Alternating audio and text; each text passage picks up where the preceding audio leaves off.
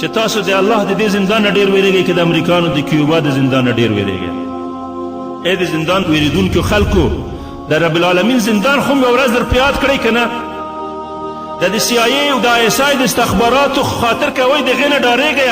د رب العالمین کرام الکاتبین چې ستاسو سره شپه ورځ ناست دي او ستاسو اعمال لیکي، او الله درته ناظر دی، شاهد دی، په سر باندې ټولې خبرې مار وي او لیکل کیږي، او قادر دی چې تا په مځکه باندې ژوندی نه نباسي. مالک د دی، خالق د دی، حساب هم در سره کوي. دا د الله د جواسیسو خاطر هم کوې که نه کوې؟ دا د الله در شوی که نه شوی چې استخبارات څه درته لیکي، څه راپور یې درته جوړ کړی دی؟ که د دنیا د زبانیت سجن، د زندان د تعذیب، د وحشي انسانانو، بې احساس انسانانو، د قمچینو د لرګیو نه ویرېږئ. آیا د الله هغه ملک هم در په یاد دي که نه چې هغوی د الله معصیت نه کوي؟ علیهم ملائکة غلاظ شداد لا یعصون الله ما امرهم ویفعلون ما یؤمرون.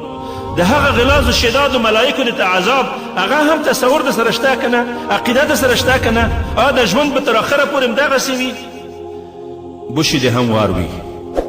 او د بوش د مزدوران چې نن د هغې دپاره لاسپیکر جوړ شوي دي او د صلیبي لښکرو قمچینې په لاس کې اخیستې دي، په هر ځای کې مسلمانانو دعا تعذیبوي، ټولې د وار وړي چې دغسې طغات و فرعینه په ټول د تاریخ کې زښته ډېر تېر شوي دي، خو د حق غږ یې نه دی خاموش کړی او د دې دعوت جذبه یې نه ده ورانه کړې.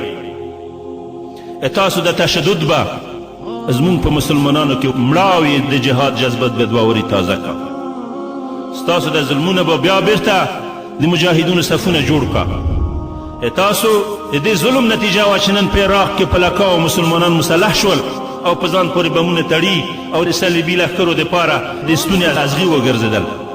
ګرانه ده ورته چې دې ملت سره وکړه. د افغانستان په ملت باندې هم د بې غیرتانو ګمان مه کوئ.